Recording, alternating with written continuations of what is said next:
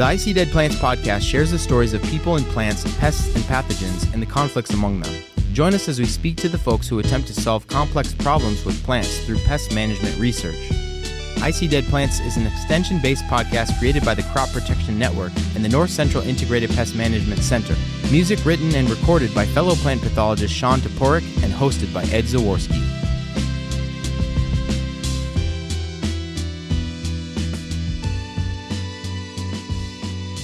Welcome back to the I See Dead Plants podcast. As always, I'm your host, Ed Zaworski.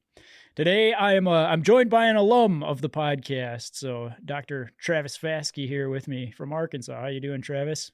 Hey, doing well, Ed, and glad to be back. I think this is number 3. Was it number 3? Oh yeah, you're right. You're right. We'll make it number 3. Well, yeah. I've done enough of them at this point that I can't really remember, but I know we talked root knot nematodes on peanuts. Did we do it on sclerotinia? I think that was the peanut one. It was a sclerotinia on peanuts, and then we've done root knot, I think, before. Was that one on cotton? Maybe. Maybe. Either way, yeah, I'll have to go back and look. That's a good sign, I think. I can't even remember. I've done so many podcasts, I can't even remember. Yeah. I think it's a good sign. I don't know. Or I'm getting old and my memory's getting shot. That's what my wife would tell you. Yeah. So, but anyway, today we're going to be talking about southern rust. So, which it's I think it's kind of a timely topic. I think here in Iowa, at least, people have been kind of fired up about southern rust. And there's been a lot of it coming on late season. I know I've seen some photos from, our corn pathologist here, Dr. Allison Robertson, that she was covered in rust Uridinia spores, just like her hat, and yeah, yeah. It's a good rust year when you come out looking like an Oompa Loompa, right? Yeah, that's how you measure this, Yeah. How much of a fake spray tan do you have when you come out of the cornfield? That's it. For those of you who didn't catch one of the, whether it was one or two podcasts previous with Travis, I'll give some background on him.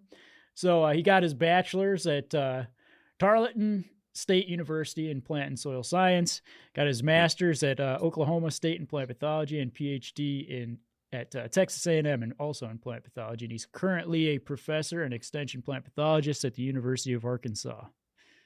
Did I get Tarleton? Tarleton, right? No, you got it. Yeah, Okay. Yeah. It's just a small liberal arts college, but it's really kind of one of those ag-focused colleges where you really got a good connection with some of the professors. So good times, good memories, good university. So obviously, I always start with some get to know you questions, and I know Travis probably a little bit more than most people I have on the podcast. I've spent a lot of time with him. He goes to the Boundary Waters with us. But, I was going to ask you, like, for our listeners, like, how did you become interested in plant pathology? I'll let you answer it however you want. But you were telling us this cool story in Boundary Waters of about hoeing peanuts with some of your cousins, I think, growing up. I was like, that was a pretty cool story. Yeah. So my grandfather was a peanut farmer in Texas, Central Texas, and he also had some cattle too. So we did both. And during the summer times, I would go back to school, and all these kids would talk about, man, we went on this cool vacation or that vacation, and all I knew is that you were supposed to go, chop the weeds out of peanuts. We just call it chopping peanuts, right? And so every morning during the summer, my grandfather would wake us up. Probably about 6:37 or something. We go out in the truck. We'd stop at one of the fields, and we'd all line up. Everybody take 2 rows, and you would chop the weeds out of peanuts. And you learn a lot from your cousins doing that. You first learn to be observant, right? Because I was the youngest of the 4, and we would get to the end, and instead of like swinging like a gate to get onto your next rows, we would reshuffle. And you learn to which rows you were going down next. They would always select the ones that had the least amount of weeds. And for some reason, I always got the one with most weeds, right? So yeah, you learned a lot. You learned to be observant for sure. But yeah, that's it was always that was agriculture was interesting to me, and peanuts were pretty comfortable. So when I came to Arkansas, one of the first questions they had at the interview was like, "Do you know anything about peanuts?" And I said, "Well, yeah." And so at that time, Rick Cartwright said, "Well, you if you get this job, you're going to be our peanut guy too, by the way. So expect that." And that only lasted for 12 years. But yeah, I would say that's where my love, just growing up in outside most of the time and just enjoying that. But I enjoyed the production, the harvest, the yields, and maybe even the discussions. Maybe it was the bragging rights about, well, how well did that field do? And then they didn't produce a lot of peanuts. I think 1,000 pounds would have been bragging rights, and now 6,000 pounds is we did an okay job this year. So Yeah. lot- Yeah, it's no different, I think, in corn and all the other ones too. yep, It's amazing what we can do now. So yep. Oh, the genetics have been amazing for sure. Absolutely. yeah. The other thing, Travis, I got to ask you about is, I've heard from at least one listener, and maybe more are interested in this as well as Travis and I. What this year was the third or fourth year of going to the Boundary Waters together. Third for Third. me. Yeah, yep. Okay. And this was the first time, the whole group first time we tried it in the fall. So it's a lot of new things, different set of lakes than what we normally go to.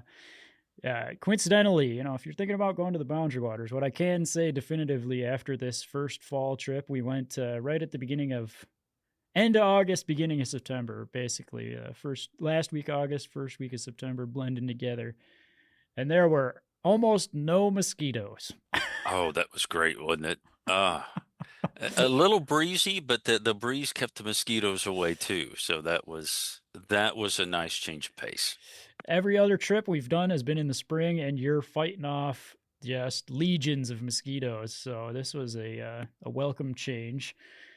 I have to report, like, Travis and I, for our group of 8 people, we caught some pretty impressive fish. So and for me, I caught a 31-inch walleye. So if you're a walleye fanatic or a walleye buff, that's or if you're not, rather, I guess that's a really big one, really lengthwise, really big walleye. So I was pretty pumped, and it was cool that I got to share the experience with Travis. So Yep. and then that was on the first day. So, or maybe hmm the second day, I don't know. It was first full day, First full day. total day. Yeah. And then the last day, Travis also caught a pretty big fish. You want to tell the listeners about that experience? Yeah. Well, it was not as big as Ed's, but it Yeah, was important. it was but it was 28 inches, which to me was the largest walleye I've ever caught, and the only walleye I ever catch is in the Boundary Waters.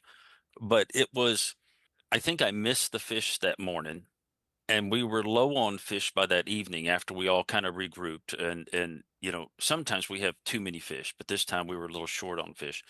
So everybody on the way back to camp said, "Oh, we're going to stop and fish a little bit."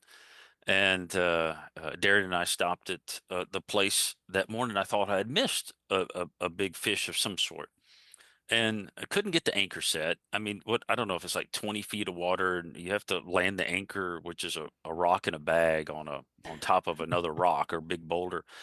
And Darren's fishing while I'm trying to get the anchor set, and it seems like forever. Well, I finally get the fish, and I think I'm hung up, or the anchor moved, and I'm on a rock, and it turned out to be that walleye, which was great because we needed an extra fish. It was amazing. I just that's my highlight for sure, and I think that walleye for you is probably your highlight as well.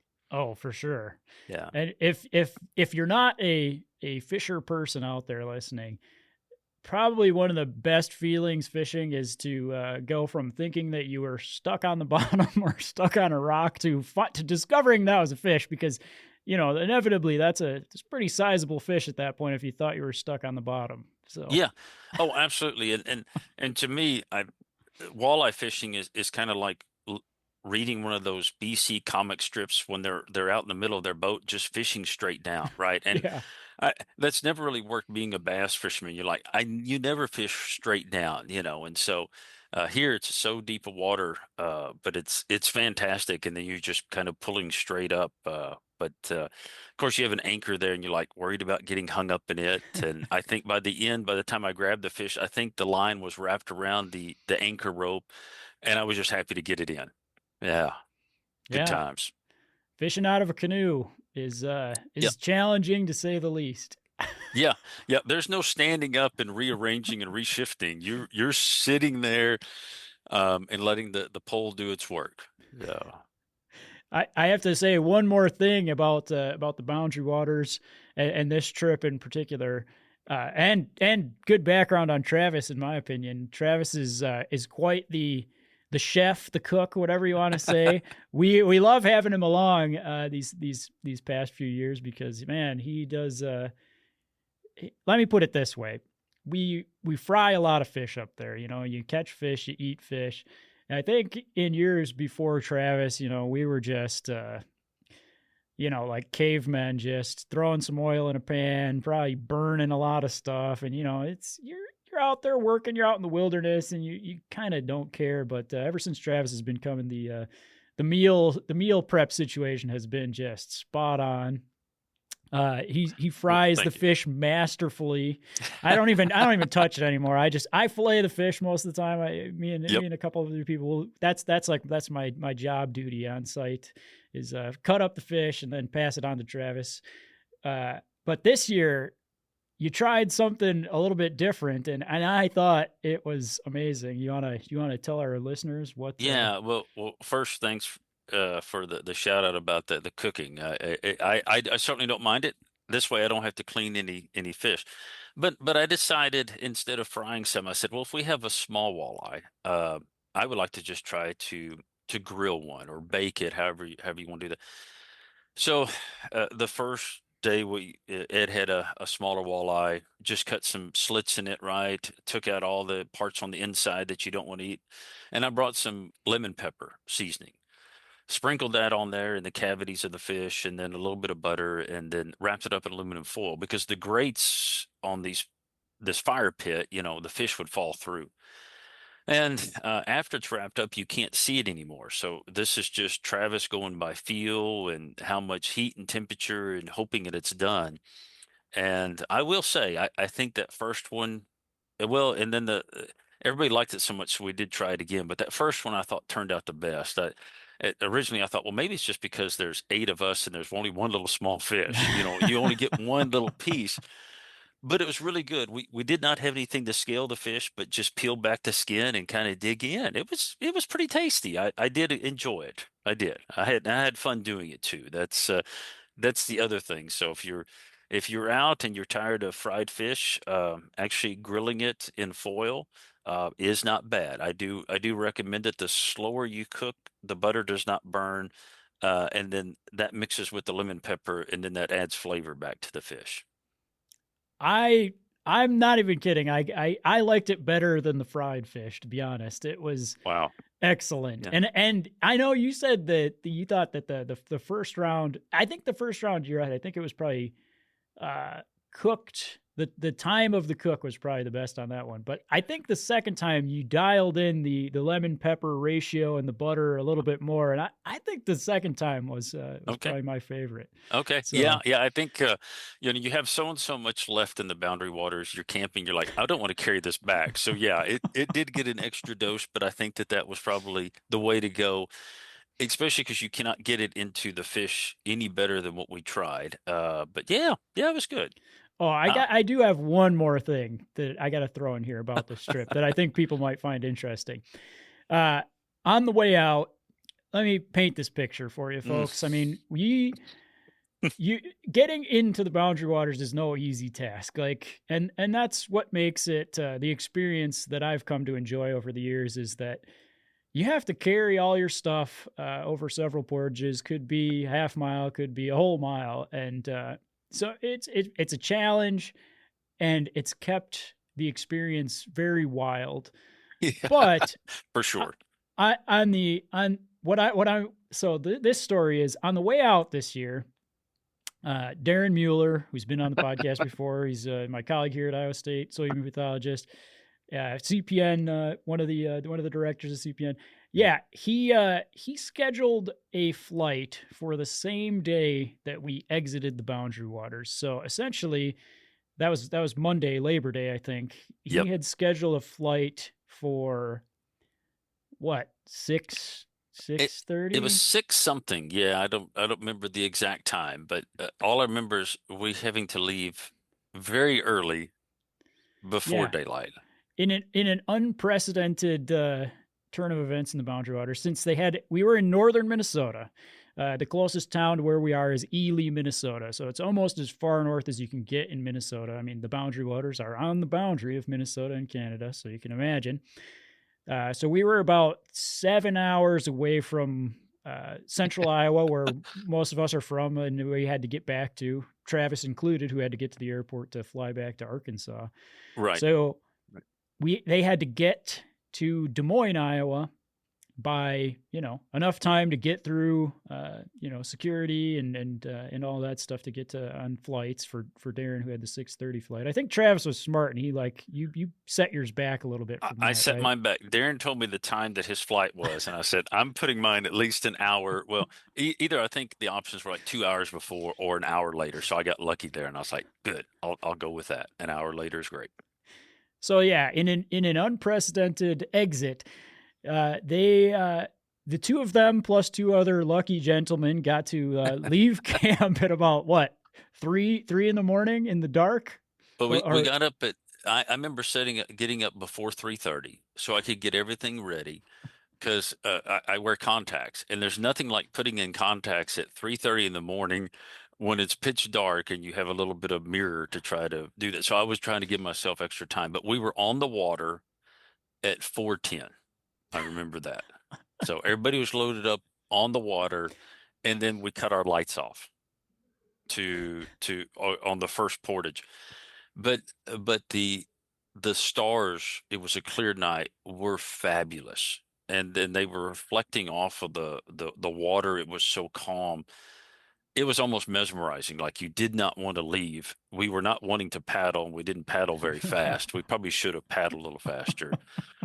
But yeah, then we thought we knew where the portage was, and we killed a little time there trying to find the portage to the next lake.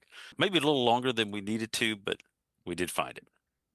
Yeah, I think I'm jealous of the view of the stars at night from the canoe from the water. I mean, you can imagine that's amazing, folks. I mean, there's nothing blocking your view. You're out in the middle of a lake. That part I'm jealous of, but stumbling around in the woods with a heavy pack and a canoe on my shoulders in the dark, I'm not that jealous of. So. And it wouldn't have been so bad, but there was just maybe because it was so clear, and then the water was warm and a little cooler that evening, there was a little more fog than normal. Did not plan for the fog. And of course, anybody that knows that headlights, you can't see very far. Oh. In a foggy morning, the same thing. We had our headlights pointing everywhere, but until you're like 5 feet from the shore, you really couldn't see if you were at the point where you were at the portage or not. If it had been clear, I don't think we'd had as much of an adventure. But it's those things that you do that don't work the way that you had planned, that you remember, right? And and that's kind of the fun of camping. It's the, hey, I forgot the can opener. Now, how are we going to get this can open type of fun? So, and drum roll, Darren made it with 15 minutes to spare or something? Yeah, like 15 minutes to spare. Yeah, that was impressive. I actually went out and had a chance to talk with him for at least 10 minutes, I think, before he got onto the plane. So all well that ends well. There you go, folks. The Chronicles of the Boundary Waters. I suppose Tavis made a joke I sent him an outline in an email before recording, obviously, last week, and he said, I had a question in there, just jokingly asking him about his big walleye catch, and he said, "I don't know if we're going to be able to get to southern rust after this one." So I suppose we should probably talk about it now.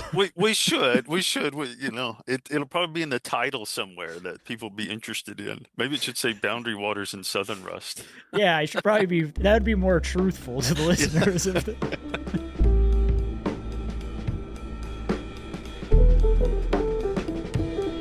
Have you ever wondered how much yield you lost in past years due to pest and pathogen issues?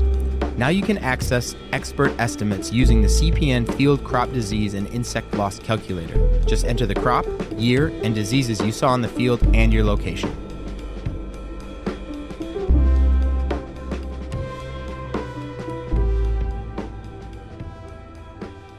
So yeah, Travis, let's talk southern rust. So Excellent.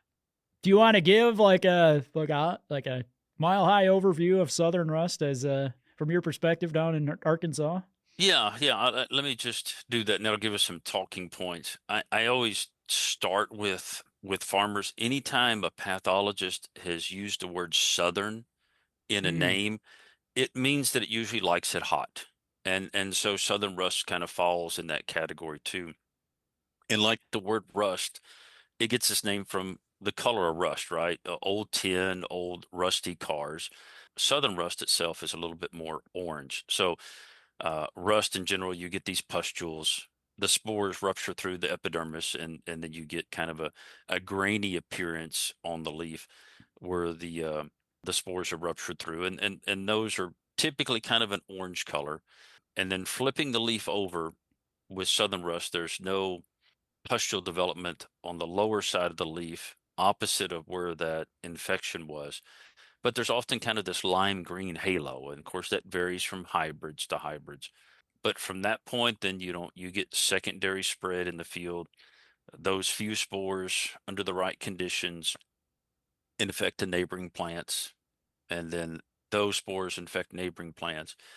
And so that by the end of the season, you talked about Allison, and I've been there too, where it is completely, you walk out orange, and you have a sheet of paper and there's so many spores on it that it's orange, and you get spores in places you don't want spores at by the end of the season. But some years are, as a pathologist, would be a so-so rust season. Some of them are fantastic.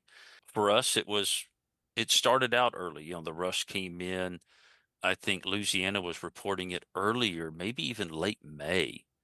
And so I was really thinking we were going to have a lot of rust in Arkansas. But in my research plots, certainly not as much as what you guys were seeing in Iowa. So, you hope for the best, you plan for the worst, and you kind of take what comes with some of this field research. Interesting. Yeah, I didn't. I guess I didn't realize.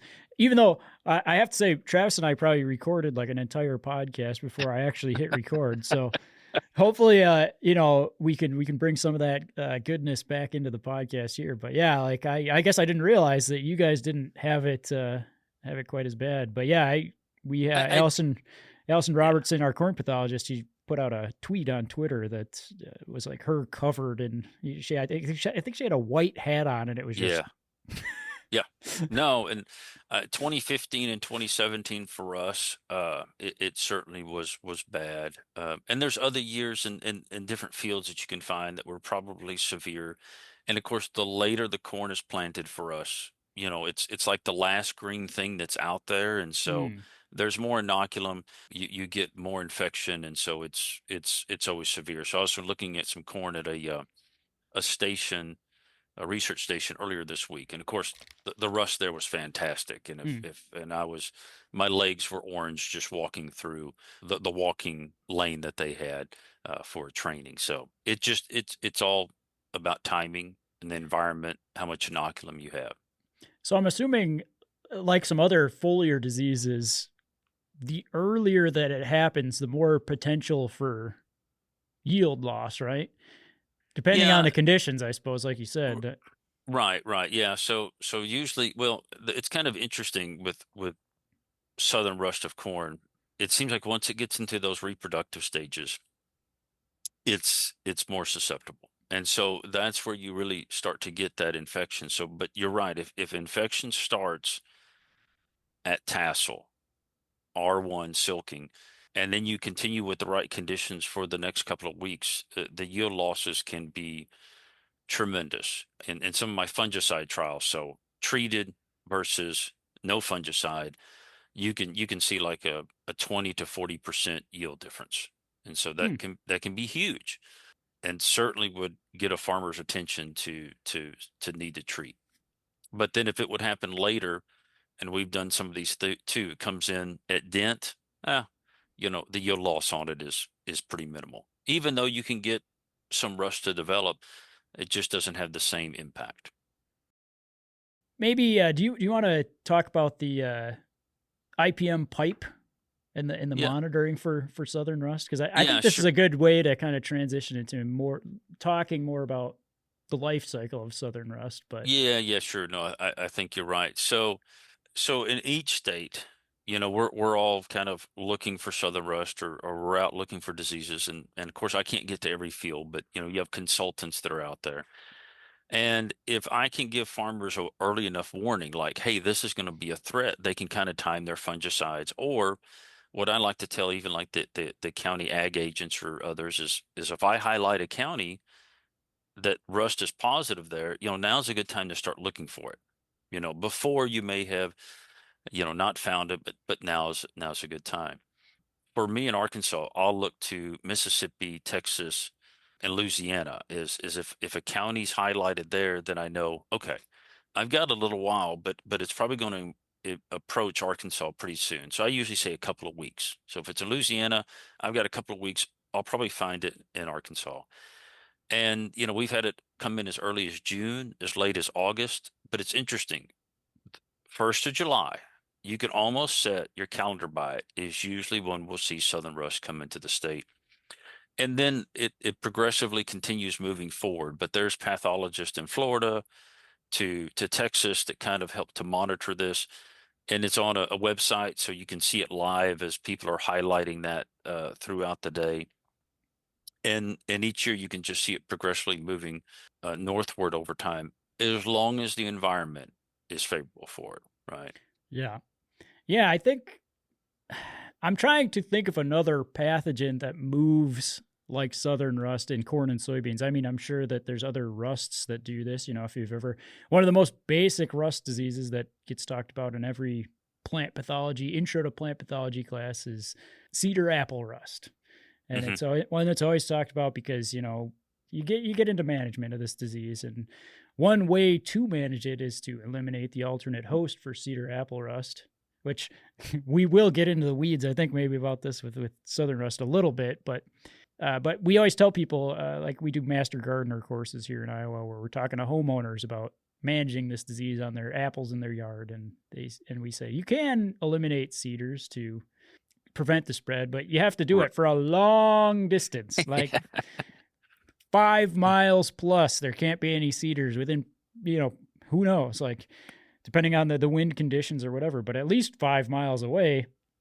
And that's an interesting thing about southern rust. Like you talked about, if it's in Louisiana, you've got a certain amount of time before it's going to be up in Arkansas. Do you want to talk about just how this pathogen spreads? And Yeah, so most of it is on wind current. So the Uridinio spores to me are like ornamented eggs, many ornamented eggs, and those little ornaments on them help them to be carried on prevailing winds, and they're colored, which keeps them from being broken down by sunlight too. So I don't really know how far a spore can move, but a pollen movement is probably a mile, and these spores are at least that, if not longer. And I think somewhere I read it's like they found them like 1,500 feet or 15,000 feet in the atmosphere. So, you get hmm, up that high, you can really be carried further.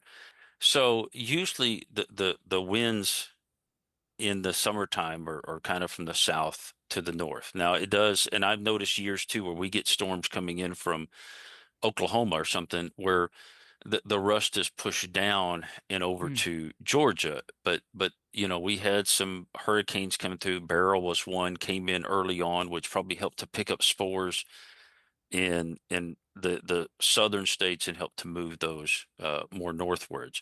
And so progressively, those spores move to the next field. They increase in numbers, and then the wind moves them a little further north. And then you get the next flush, like maybe North Arkansas. And then those spores are moved up into Missouri and maybe Iowa. And so it Hmm. progressively just kind of keeps marching northward. And we see that too with other rust, right? Wheat rust kind of does the same thing because Yeah. the crop maturity, we're maturing a little earlier, right? And then at some point you guys pick up with us once you get enough day length and heat units, but we're usually just a little earlier. And so that's when we see it earlier, and then it kind of follows the corn growth. Yeah.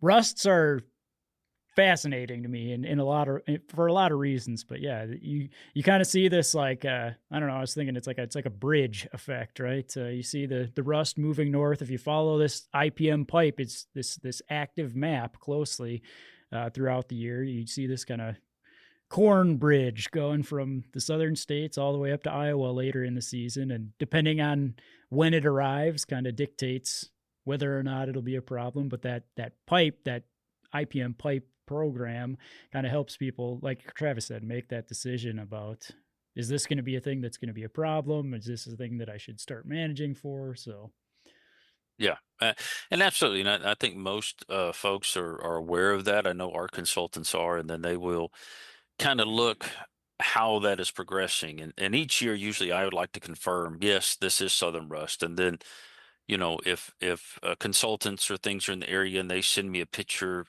you look at 1,000 pictures of this and you're like, yeah, that's Southern Rust too. And that's the right growth stage, the right development. And then you can use that to help highlight the county to give folks really the an early warning for the folks north of you, an early warning of, hey, this is becoming a threat.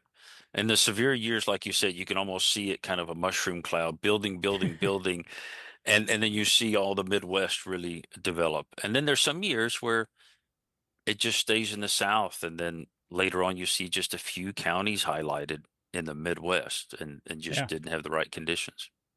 Yeah. yeah. So it's a fun one, and it's well, and Travis and I in our pre-podcast that I didn't record, unfortunately, uh, we talked a little bit about some of this stuff, but and I know that there's not answers for all these questions, Travis, but we'll go through some of them just for Okay. curiosity's sake for the listeners. So just remember, folks, like some of this stuff is whatever you want to say, hard to. Some of these questions are hard to answer if there are even answers for them. But these are the questions that I was thinking about actively as I was preparing Yeah. for this podcast. But like, do we know, Travis, where Southern Rust, where does it start? Yeah, that's an interesting question. And years ago we did some fungicide trials, and I dug into the literature thinking I'm gonna solve that. I'm gonna find out where it's at. And almost everybody is obscure about it, right? And they'll say, well, it's somewhere in Mexico because they're associating it with there's corn production going on there that overlaps with ours. And so that is a potential place. Or the Antilles, would be somewhere in the Caribbean, the Gulf, the developed. And there's some that'll even say, maybe even homeowners in Florida with sweet corn could be a potential area. And nobody's pinpointed and said, yep, that's the place, that's the place, that's the place. But that's all in theory, and those are pretty good ideas. And this kind of goes back to what you were mentioning, is that alternate host. And we're dealing with one asexual spore stage, right? These Uridenia spores. And so that's why we're pointing to these locations and saying the rust is already developing in this area south of us. And all we need is those Uridenia spores to move up to cause a new infection. And then they, progressively move forward. And at the end of the season, you do get other spores that are developed, the teleospores, which Mm-hmm. happen in other rust. And usually those, like you were saying, cedar apple, you get a lot of other spore development that goes to an alternate host.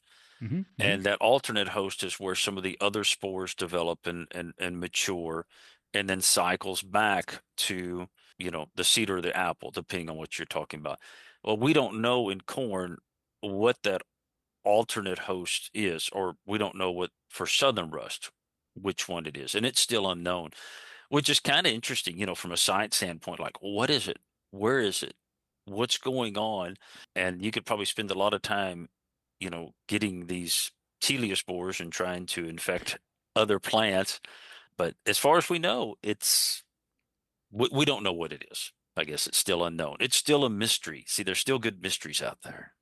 Oh, I maintain that this is one of the most amazing discoveries to me in plant pathology, or most impressive, or whatever you want to say. Wheat stem rust. Because if I remember right, and somebody correct me if I'm wrong, send me an email, or Travis.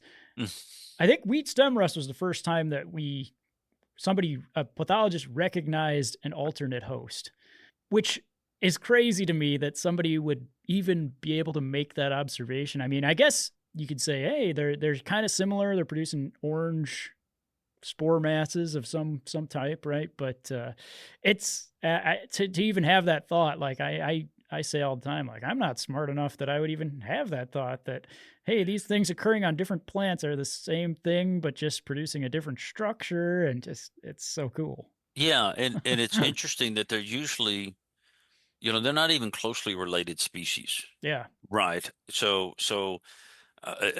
there's another rust, and I'm not trying to muddy the water, but common rust is called that because it's pretty common, right? Kind of looks similar to southern rust, but it's usually more brick red and in the lower canopy. We do know that its alternate host is one of the wood sorrels, Oxyalis, one of those. So that's a little bitty plant. Some people use them as ornamental plants, or that group of Oxyalis as ornamental plants in their yard. But you can go into the woods and you'll see these little clover-like plants that have these pretty flowers, and some of those are the alternate host for common rust. So is one of those that for southern rust? I don't know, but that gets you thinking. You're looking for something else other than a grass. So okay, that eliminates quite a few. But now you've got how many thousands to go through to try to figure that out? Yeah, it's a daunting task, and I'm hesitant to say this, but I mean, we talked about it a little bit. It's not irrelevant, but it's somewhat. You're going to have this disease either way, right? Like, you're going to have Uridinia spores moving about, whether or not you can find the alternate host or not. So it's kind of like deal with the problem at hand anyway, right? Right. And they do say so that this is.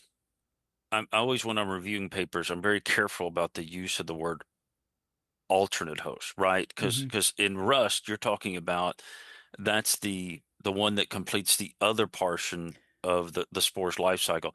But with the Uridinia spores, it can infect other hosts. And they're not alternate hosts, they're other hosts. So some of these other, like teosinte, which we don't grow a lot, but there is some of the gamma grasses that it was first identified in the U.S. and Alabama in a herbarium plant, and the plant was eastern gamma grass. That's where I guess the original type species was from. But I've got to tell you, I've looked at a lot of eastern gamma grass in the state, and I don't see a lot of it infecting. So whatever group of spores we have come through, there are different races, but whatever we have that is dominant now, I don't see it infecting a lot of eastern gamma grass. It could develop from there, but usually there's one host that is really a spore producer, and for us it's corn, right? But we put a lot of nitrogen to it. We have a lot of leaf area, so it has a lot of goodies to eat. That's a really great point about the difference between an alternate host and just a pathogen having a wider host range. Right. So, and I mean, I think another good important note to make is, I mean, there are autoecious, and heteroecious rusts, right? Ones that complete their life cycle on a single host, and ones that complete their life cycle on multiple hosts. So this concludes part 1 of my interview of Dr. Tavis Faske on southern rust of corn. Thanks for listening, folks. See you next time.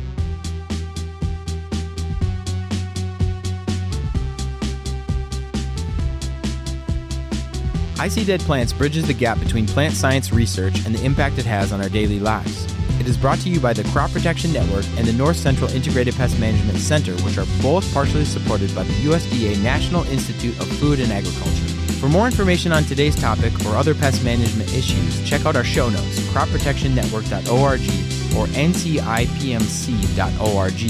Remember, this information is for entertainment purposes only. The statements made in this podcast should be interpreted within the limited context of the particular topics being discussed. Contact your state extension program for local information on pest management.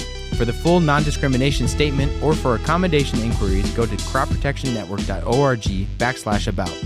Thank you for listening to I See Dead Plants.